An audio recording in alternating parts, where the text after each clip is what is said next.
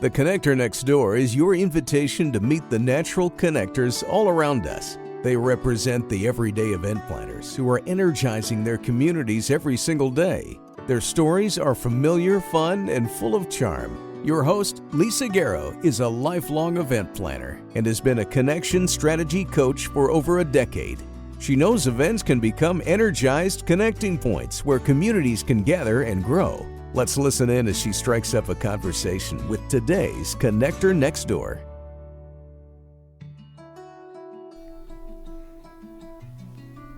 I recently attended an innovation day to support a friend and colleague who was presenting. Hanging at the back of the room, I found a seat, as it turns out, right where I was supposed to be that day. Sitting beside me was a high-energy business development marketing professional who seemed to be deeply engaged with his local community and who was clearly a natural connector. Kent Patel is excellent at seeing the big picture, drilling down to the details, organizing projects, and inspiring people to achieve desired results. Everything he produces is built on connection, collaboration, and growth for businesses, individuals, and the wider collective. Outside of work, he enjoys creating unforgettable moments that resonate with joy, connection, and a sense of accomplishment through his city-funded monthly workshops that focus on Indigenous culture and wellness. These learning, feel-good experiences have created lasting connections and a community of belonging in the Calgary community of Sinalta and beyond. In our conversation today, Kent shares how he's been on a journey to embrace his own culture and is now passionate to connect others with their own, in tangible, supportive, nurturing, fun, and creative ways.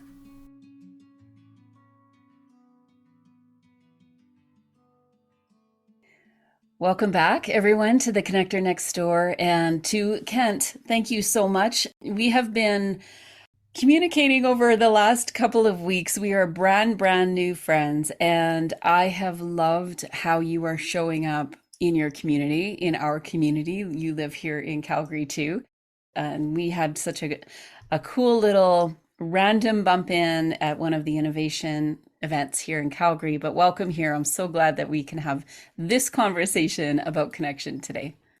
Thank you.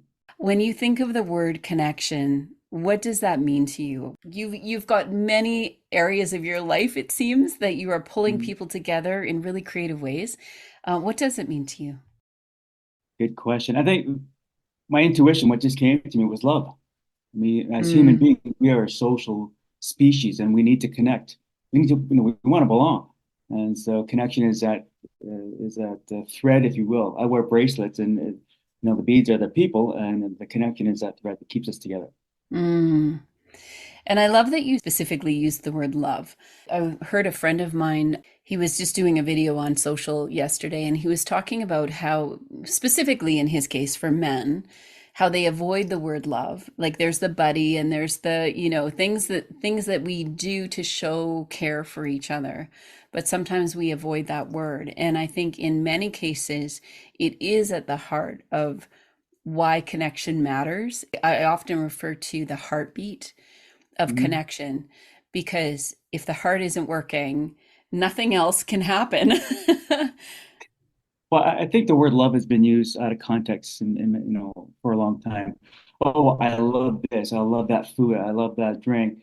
Well, it's just a strong affinity for it. But and I use the word love, meaning universal love, not necessarily an intimate sense. So when I say I love you, I may not really know you, but I have that universal love, which again connects us all. I don't care what your background is, your ethnicity, your race, your culture, what language you speak. There's a universal love that bond, and that's with all creatures. I mean, we're the two-legged. There's four-legged. There's the flyers, the crawlers. It's an indigenous mindset. I love the analogy of the beads as well, because the beads are individual, right? And they can be strung together in different ways. You are somebody that it seems you're pulling those beads together and kind of helping people find each other in a way too. When you talk about that indigenous way of thinking about love, and for those of us maybe that this is a word that we try to avoid, what is it about that that you have found in your own life that you've been able to really embrace that concept for yourself and then showcase that and highlight that for others and that it's actually possible? My God, I have a long answer, but I'm going to keep it short. Oh, yeah. Um, Without getting into a lot of detail, I might have to lie down and you might have to get a pen and paper out. No, I got lots of Sharpies in here, so. you know what? What comes to mind is I live in St. Alton and I've lived there quite a while. And it wasn't until the last, well, just before COVID that I got involved in the community at our community hall. There were events, gardening, yoga, and okay, I like that sense of community. Again, I was only living here. I never really walked around here. I lived, it's close to the Bow River. I only ran there. And then COVID hit. And then my closest friends don't live here. My family doesn't live here in Calgary. So it's like, oh my God, I've gone from shrunk from my small world to a really small world. And the loneliness just kicked in, like went on steroids. And I thought, okay, well, I'm not going to let the system, so to speak, dictate how I live my life.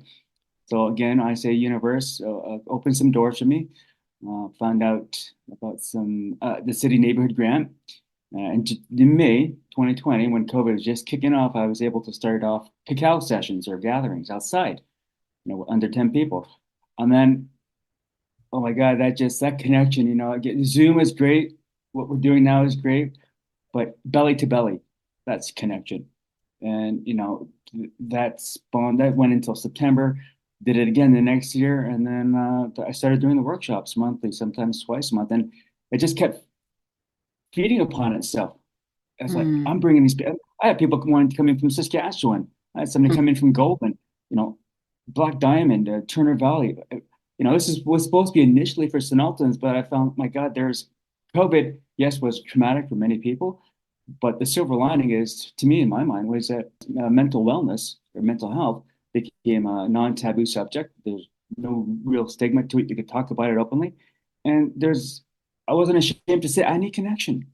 Mm. I kept that like the manly thing. You know what?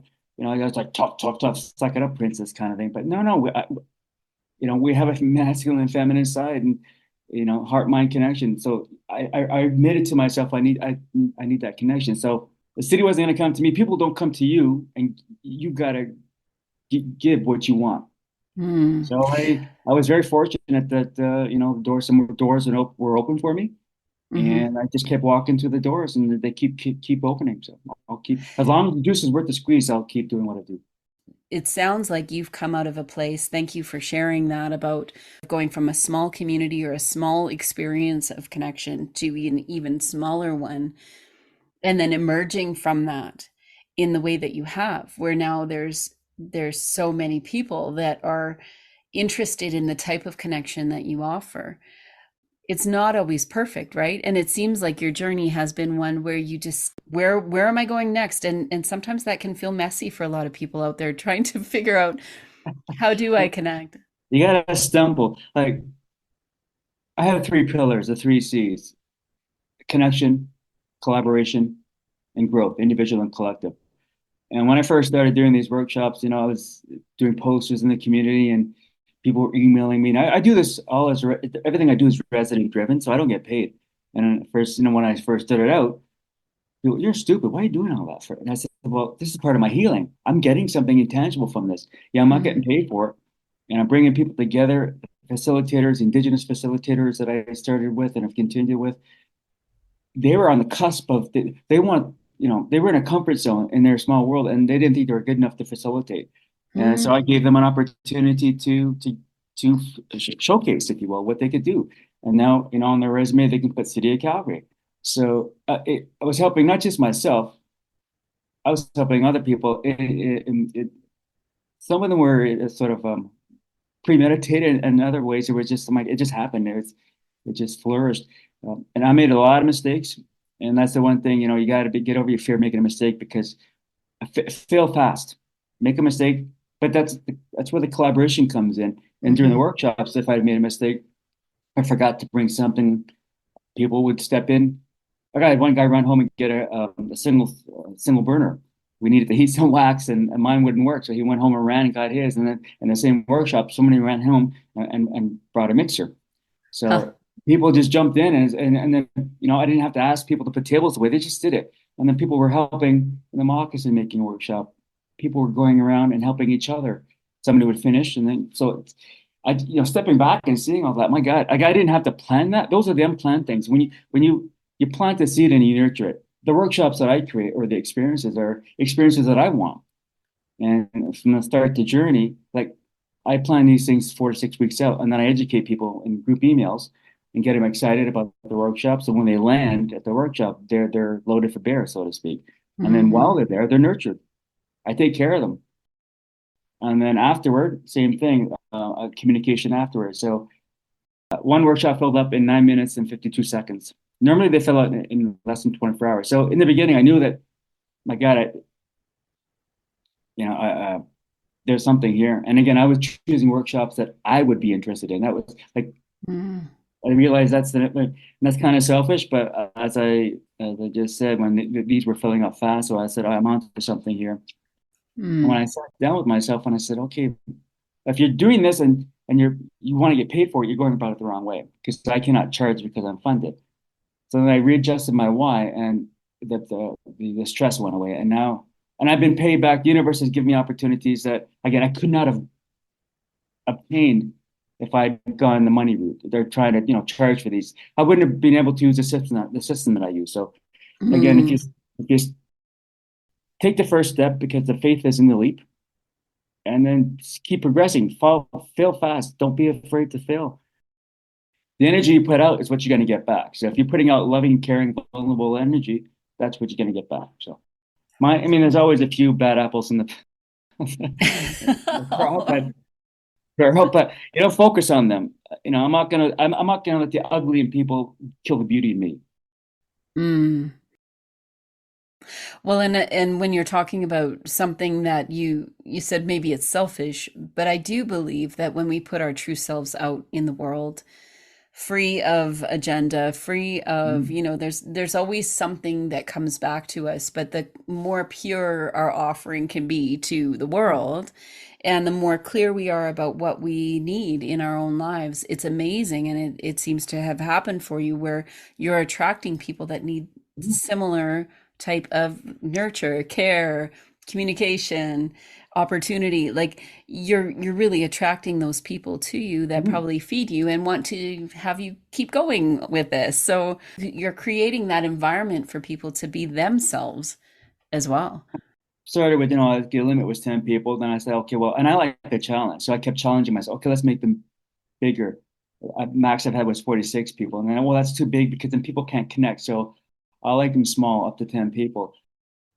Wanted to now start a YouTube channel and then doing this. I mean, this is exciting for me. I mean, we're talking now, but you're going to be at the workshop tomorrow, the Indigenous winter mitt making. So again, I just don't do the same thing. That's not who I am. I like to continually Mm-hmm. change things up, and I embrace tradition, right? When Mm-hmm. like in terms of the Indigenous culture workshops I do, but I embrace change. So I like to bring a twist to things. Because Yeah. with those type of workshops, I'm creating Indigenous allies, and not just that. I use the platform I use online allows me to, I'm a data guy. I'm a whole brain thinker, and the left side of me, the geeky side, the data side, loves the data, and I'm looking at the data. It's like, oh my God. Because when you sign up, I ask questions. And one of them, it's how do you identify? And about 60% of the folks that have signed up for the Indigenous culture workshops are Indigenous, either Métis or First Nation. And I've had people come up to me and in feedback forms tell me that they were so happy to be able to connect with their culture because for whatever reason they were taken away or separated from the culture. And Mm. to me that just touches my heart. It's like, oh, I know what it's like to be separated from your culture because my parents left India when I was 2, and when we landed here in Canada when I was 6, I was integrated, if you will. So I was ashamed to be Indian. It wasn't until I Mm, became an adult that I truly embraced, okay, I was born Indian and I don't have to be ashamed of that. yeah. I don't know why, I won't get into that. We don't have time.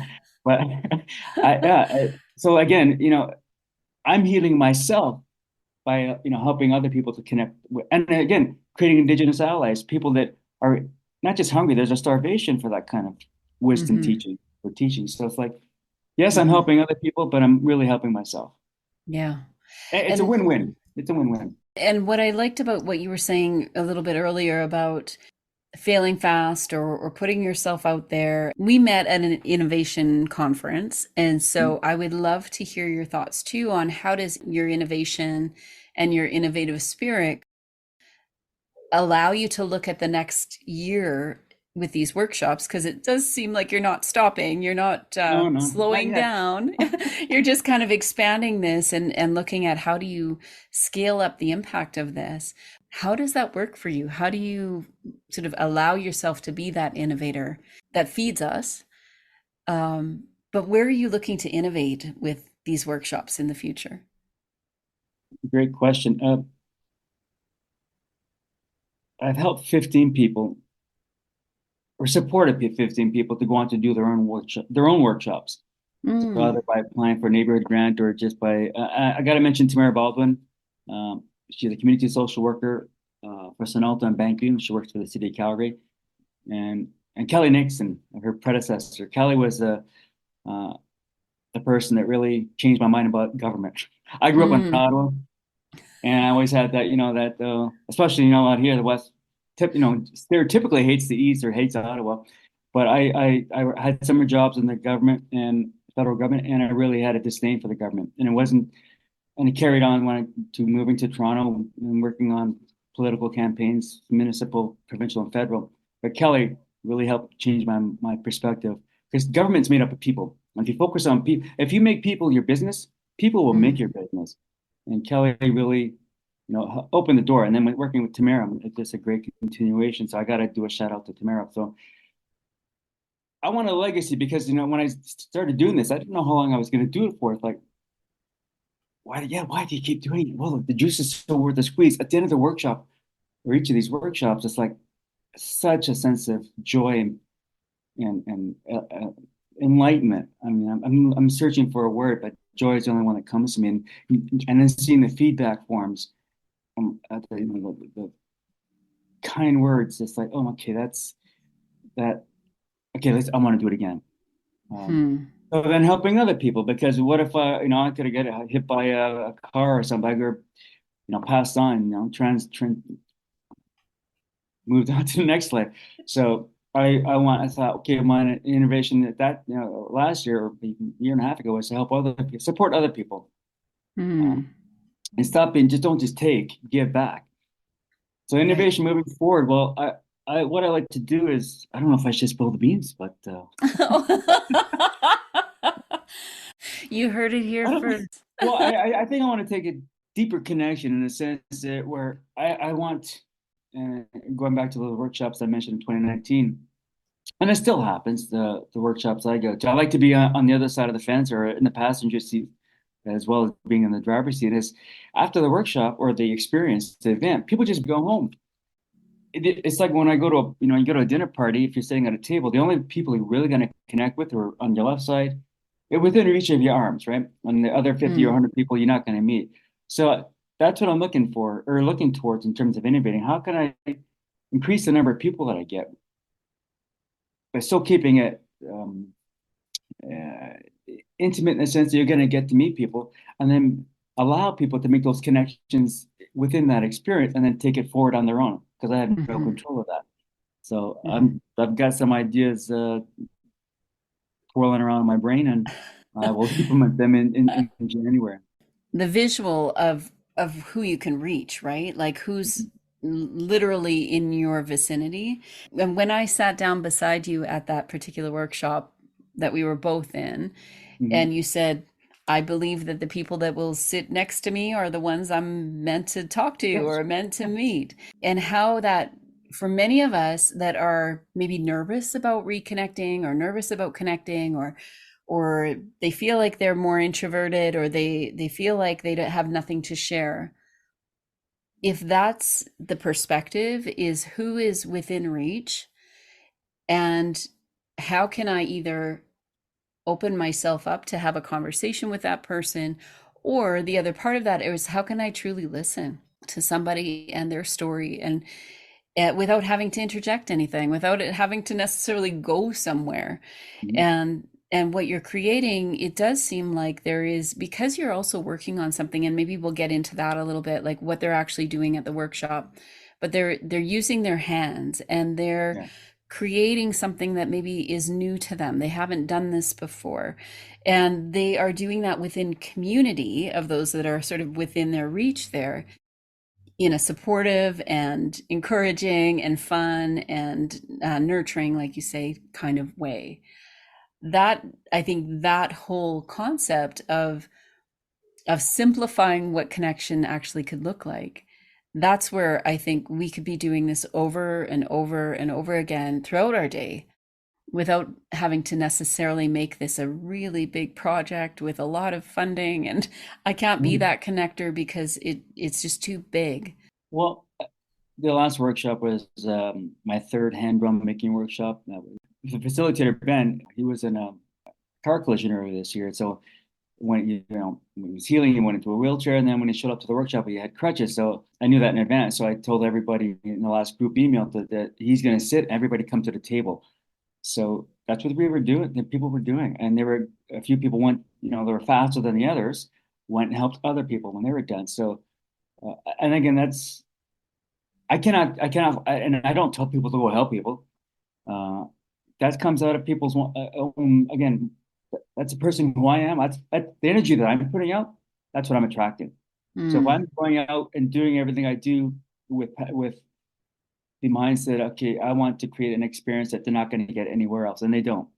Because that last workshop, if you were to try to buy that online, depending upon who you're going to buy it from, but the experience I would evaluate at $500 to $600, mm-hmm. and they got it for free. What you're going to experience tomorrow, uh, if you were to buy the indigenous winter mitts, the Northern Cree style from the indigenous business owner, Shannon, um, that particular one is $250. So Yeah.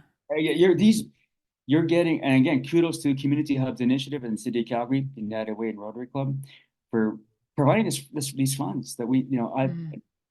sent out as part of the Community Hubs Initiative. There are 6 communities. So again, universe put me in the right place. I was wanting to move in 2019.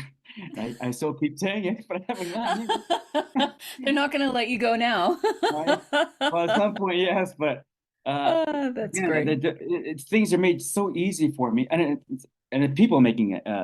Tamara, and Mhm. then her boss, Carmen. And when others see how it's done, like you said, that you But help other people start their own well, workshops. well, that's the thing. Two people that come to mind. It took me a year and a half of politely. Uh, uh, the word coercion, I didn't know it's a good or bad, whatever, but supporting them, say, hey, have you thought about it? I'll send a text or I'll have a chat, and I'll throw that in. So have you thought about what you want to do? And then finally, when you cannot force somebody to do something when they're not ready. And if that's manipulation, and if Mhm. I were to manipulate somebody, which I could do, then it wouldn't be the best result because they would go in with negative energy and the end result wouldn't be great. So you have to show people that here's a safe and brave container. Some of a neighbor of mine who did a Colton, who did a hydroponics workshop, uh, and he's introverted. He'll tell you that himself. Uh, I had him come to workshop to volunteer, and then okay, now I knew he was passionate about hydroponics, and quickly he said, "Okay, I want to do a workshop." I introduced him to Tamara. Like some people, I will support myself through using my turnkey model. Others, Mhm. I'll say, you know what, go through Tamara, and she'll support you along with the community association. So That's people great. that have gone that I would have thought. But if you connect with something you're passionate about, no matter if you're really, and I'm an introvert, believe it or not. Well, I guess I'm a mix introvert and extrovert. But Colton really hit it home for me that yes, you can. I didn't change him, but I just say, hey, come to these tour workshops, and through the Hmm. people there, accepting him and being treating him just like anybody else, because it's all in our mind that, oh, they're gonna hate me, I'm gonna be rejected. But once you get out there, get out of your little comfort zone and expand that comfort zone, and see you're not gonna be hated or what, you're gonna be treated great because that's the energy that's there. Hmm. And then now he's excited to do another one. So for That's me, so great. it's like a father. It's like Yeah. I've learned something here, and that That's amazing. that is worth its weight in gold. You Hmm. can't really put a price on that.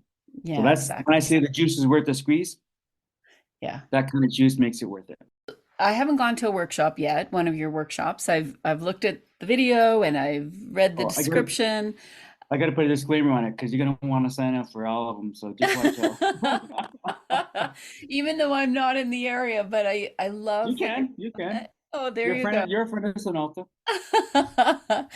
So for those of us that haven't, I'll experience it tomorrow, but for those that don't have that chance to experience it anytime soon, can you kind of walk through what the workshop is tomorrow? How are people showing up? And then what are they actually doing when they're on site? Okay, so as I said earlier, all my workshops are well. This one I created, I posted it back in September, so it filled up within 8 hours. So between that time and now, I sent them a group email and included Tamara and a facilitator, Bobby Joe, and educated them on. So this is Indigenous winter mitt making. So the mitts are Northern Cree design. They're purchased by we bought them from a company called Northern Heart Designs in Winnipeg. So up until this morning, the last email that went out, I educated people not just on the actual mitts, but Indigenous culture. Um, so when they land tomorrow at 12:45, whether or not they looked at the information, I had no control over. But at least I did my part to get them excited about attending. And I warned them that, hey, you know what? These workshops or making these mitts typically it's going to take 8 to 12 hours. You only have three and a half. Hmm. So the goal is not to make the mitts. The goal is to connect, collaborate, and grow. Mm. Ideally, just make one mitt, but do the Hmm. best you can, and we'll support you. So they're going to show up tomorrow. Everybody sends an event liability form. As I said earlier, a photo, video, and audio release form. There's an optional smudge. Tomorrow it'll be white sage, cedar, and tobacco. They take that, they sit. Everything I do, all the workshops I do, whether it involves making a craft or just sitting in a chair, sit in a circle, I sit. We do land acknowledgement, my version of it, which is not just me. It's about talking about the relationship to the land, because Indigenous never owned land. They were nomadic. So the 2.5 minute land acknowledgement talks about, well, again, relationship to the land and everything on the land. One other quick video, a quick meditation, 5 minute meditation, and then boom, we get into it.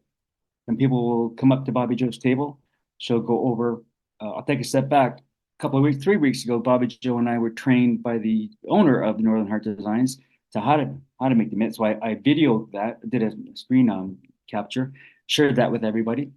And in advance, I also sent them the instruction guide. So again, they had video and print or digital content to educate themselves. Whether or not they look at that, that's out of my control. But I did for them what I would want done for me. Hmm. So then we'll serve lunch. Um, I'll say it's gonna be meat lasagna. They're no vegetarians. When you sign up, when you go to the register, I have custom questions, and I ask, one of the questions I ask are, and again, I don't want to hurt anybody, so I always ask, do you have any food issues? So when you lactose free, gluten free, that kind of stuff. So tomorrow, nobody's a vegetarian, so it's meat lasagna, quinoa salad, and Caesar salad. So I will let Bobby Joe do her thing, and people congregate around her table, watch the beginnings, and they go off to their own. We'll serve the meal, and then. Um, I have three volunteers, and we'll just chat with people, make them feel comfortable, and get them engaged. And then if somebody needs support, or they're having trouble with the needle or something, whatever. Um, so it's suede.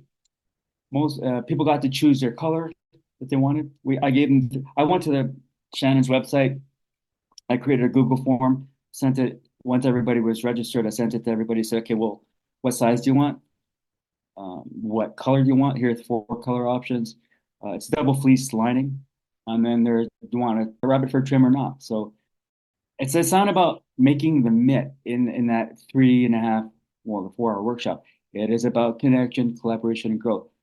If you need support, you're going to be supported to make for the basics. And how, again, I'm not going to force somebody to work fast. Here's a great example. At that hand drum making workshop, one of the volunteers, June, an hour and a half into it, she was still working on punching holes into the deer hide. And I walked up to her and I was really concerned. And I said to her, I asked her, "Are you a perfectionist?" And she looked back at me sheepishly. Yes. How did you know? I said, "Well, look, look at everybody else. Look where you are." And we finished half an hour early. My God, she did a job like she was a professional and she'd never Hmm. touched the hand drum before. So that taught me a huge lesson. That taught me empathy, compassion, and let step back and Yeah. let the flow happen. I don't know this person. So why am I'm judging her based on what my mindset is no, no, it's an hour and a half in, look at everybody else. It's like, go back to grade school. Johnny and Mary are geniuses, but the curriculum expects you to finish in 4 months.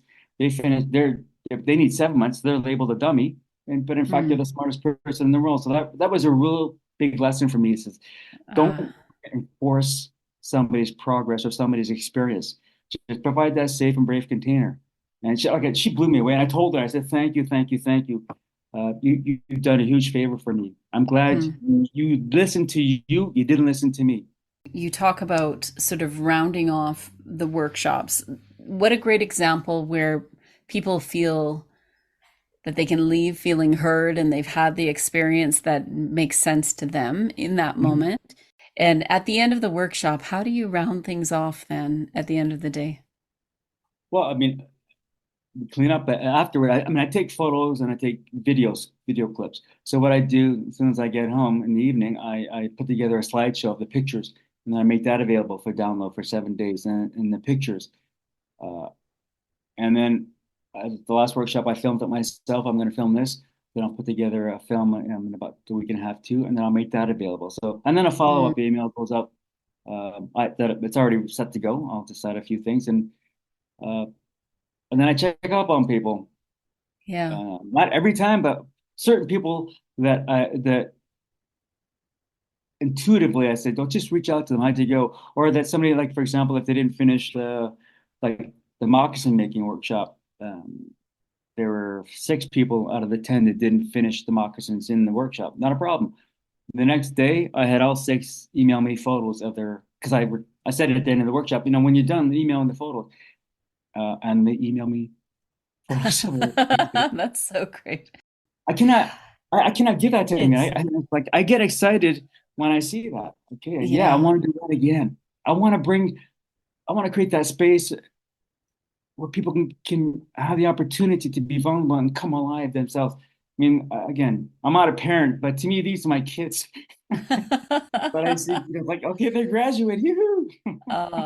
Thanks for sort of unpacking your schedule and how it all works because I think sometimes as planners we overthink, we Oh, overplan, we add so many bells and well, whistles and we forget that it really is the heart of connection and we talked a little bit about that love and the heartbeat to keep this alive and really that's what matters at the end of the day.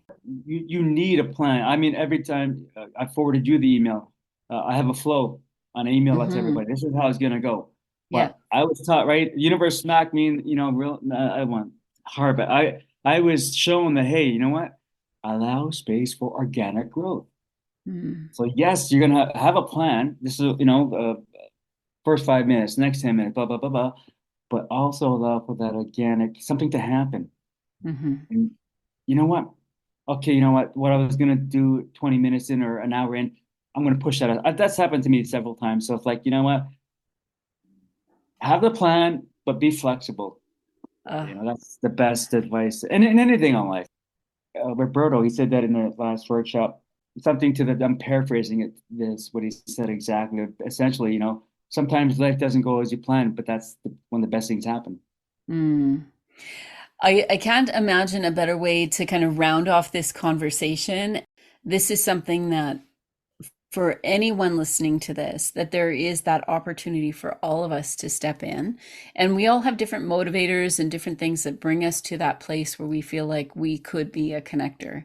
And the events that you've been planning, Kent, it really is inspiring to me that this is so, like, you could not get more grassroots in the work that you're doing, and how these connections are just growing out of something that you felt personally that you were wanting out in the world, and get yourself out in the world. And now you're seeing that expand and kind of ripple effect and grow. What a beautiful testimony to putting ourselves out there and allowing ourselves to take up some space and to be who we are and what we feel we could do in our communities, and allow that to grow naturally. And sometimes it just takes somebody like you to set the stage for that to happen. So amazing Thank work you. that Well, you're doing. I like to say this. You need to have connection with yourself first. That's where it all starts. If you're Yes. with yourself, the other connections will happen easily.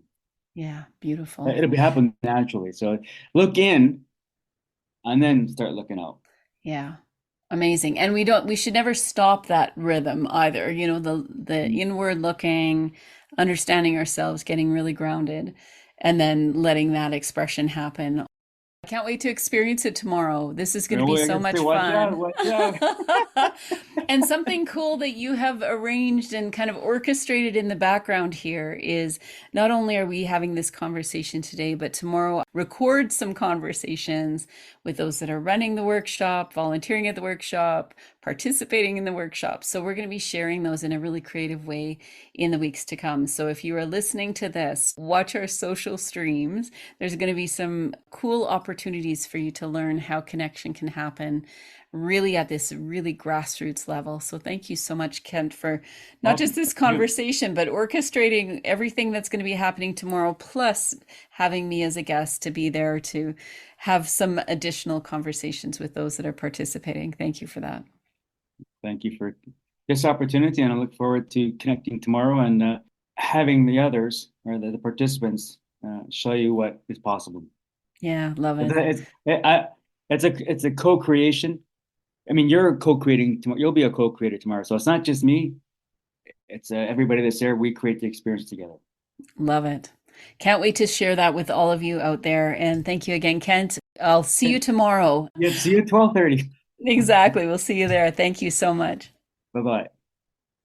The Connector Next Door podcast is produced by Candy Event Consulting, where everyday event planners and their teams gain clarity, get connected, and grow in confidence. Subscribe at www.candyconsulting.ca to hear visits with everyday event planners who are putting connections first.